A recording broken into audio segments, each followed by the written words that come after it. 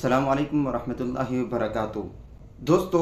مولانا فضل الرحمان صاحب کے خلاف سازش کا ایک اور کارنامہ سامنے آیا۔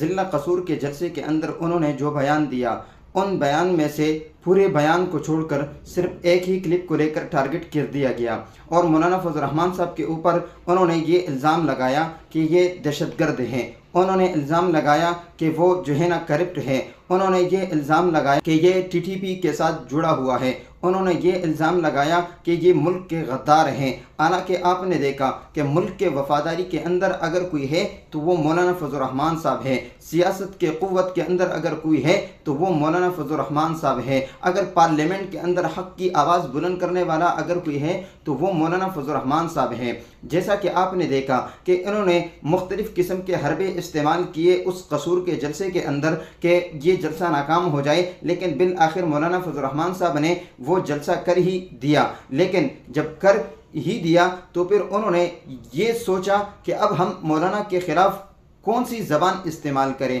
ہم ان کو کس طرح ٹارگٹ کریں کہ وہ اس ملک کے اندر بدنامی کا وہ جو ہے نا سبب بن جائے۔ تو انہوں نے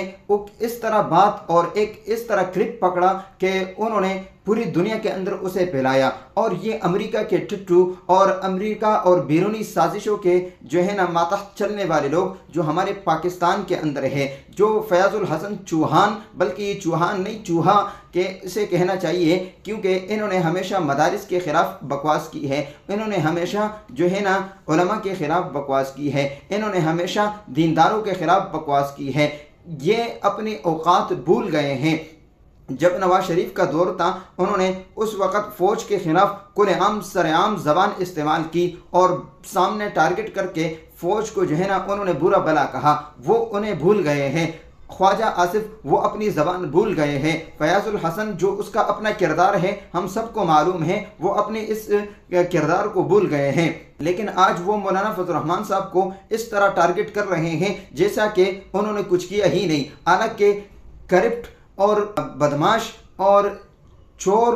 ڈکیت جنہوں نے کرپشن کا بازار گرم کیے، جنہوں نے پارلیمنٹ کے احترام کو پامال کر دیا، جنہوں نے مختلف قسم کے حربے استعمال کیے، حالانکہ معافی کا مطالبہ مولانا فضل الرحمان سے کر رہے ہیں۔ معافی کا مطالبہ تو ان لوگوں سے کرنا چاہیے جو کرپٹ ہیں، معافی کا مطالبہ تو ان لوگوں سے کرنا چاہیے جو چور ہیں، معافی کا مطالبہ تو ان لوگوں نے کرنا چاہیے جو کرپشن کا بازار گرم کر رہے ہیں، معافی کا مطالبہ تو ان لوگوں سے کرنا چاہیے جنہوں نے ہمیشہ جو ہے نا مینڈیٹ کو چوری کیا، معافی کا مطالبہ تو ان لوگوں سے کرنا چاہیے جنہوں نے ہمیشہ پختون قوم پر ظلم کیا، معافی لوگوں کو کہ جنہوں نے ہمیشہ بلوچستان پر ظلم کیا۔ آج مولانا فضل الرحمان صاحب بلوچستان کی آواز بنے ہوئے ہیں تو اس لیے معافی کا مطالبہ مولانا سے کر رہے ہیں، پختونوں کی آواز بنے ہوئے ہیں اس لیے معافی کا مطالبہ مولانا فضل الرحمان سے کیا جا رہا ہے۔ حالانکہ کشمیریوں کی پیغام اس دور کے اندر ابھی اس وقت یہ دوسری مرتبہ پیغام آ رہے ہیں، انہیں پتہ ہے وہ نواز شریف کے پاس کیوں نہیں بھیج رہے ہیں، وہ شہباز شریف کے پاس کیوں نہیں بھیج رہے ہیں، وہ بلاول بھٹو زرداری کے پاس کیوں نہیں بھیج رہے ہیں۔ انہیں معلوم ہے کہ حق کی آواز بلند کرنے والا اور حق بولنے والا، حق سچ کے ساتھ کڑا ہونے والا واحد لیڈر مولانا فضل الرحمان صاحب ہے، جن کے اندر اللہ نے علمیت بھی رکھی ہے، جن کے اندر اللہ نے صلاحیت بھی رکھی ہے، جن کے اندر اللہ نے وہ سیاسی قوتوں کو للکارنے کی طاقت بھی رکھی ہے۔ اگر واحد اس ملک کے اندر ہر پارٹی سے، ہر جماعت سے، ہر ظلم کے خلاف اگر کوئی ٹکر لینے والا ہے تو وہ واحد مولانا فضل الرحمان صاحب ہے، جو خود چور ہو، جو ڈکیت ہو، جو کرپٹ ہو، جنہوں نے پیسے چرا کر جزیرے بنائے، جنہوں نے پیسے چرا کر جائیدادیں بنائی، وہ تو کیا کسی سے ٹکر لیں گے۔ مولانا نے حق کی آواز بلند کی، مولانا نے حق کی صدا بلند کی تو آج اس کا نتیجہ یہ مل رہا ہے۔ لیکن سن لو، یہ معافی کا مطالبہ یہ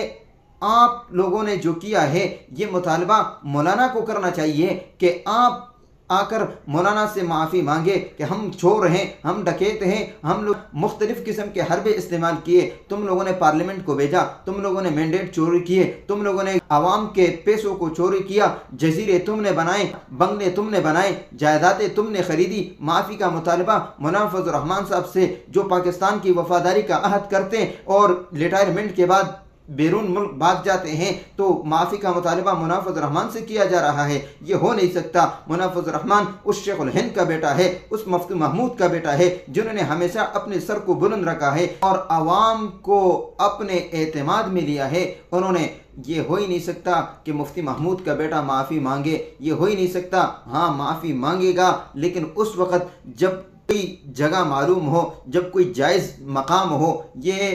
وہ مقام جو مولانا فضل الرحمان صاحب نے حق کی آواز بلند کی, وہ مقام جو مولانا فضل الرحمان صاحب نے جو ہے نا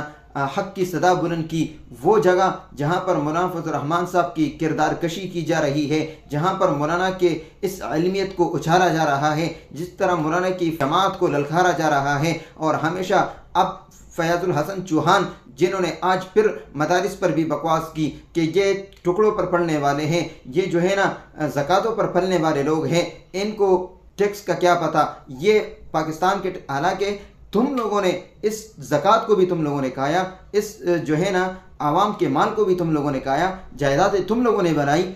الزام مولانا فضل الرحمان صاحب پر لگا رہے ہیں. تم تو کسی چیز کے قابل بھی نہیں ہو. تو میرے دوستو,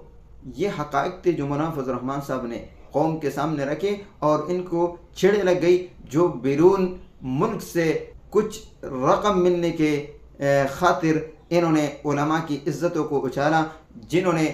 ہمیشہ مولانا کے قدموں میں آ کر گرے ہیں, جنہوں نے ہمیشہ مولانا صاحب سے مدد مانگی ہے, جو اپنے کردار میں پس جاتے ہیں, جو اپنے حالات میں پس جاتے ہیں, تو پھر سیاسی مقام کے لیے اور ہر مرتبے کے لیے وہ مولانا فضل الرحمان صاحب کے قدموں میں آ کر گر جاتے ہیں اور الزام آ کر مولانا فضل الرحمان صاحب پر لگاتے ہیں. تو میرے دوستو, یہ حقائق تھے جو آپ کے سامنے مولانا فضل الرحمان صاحب نے بیان کیے ہیں, اور اس طرح شرپسندوں سے ہمیشہ کے لیے اپنے آپ کو بھی بچائے اور قوم کے سامنے پیغام دے کہ یہ ملک کے غدار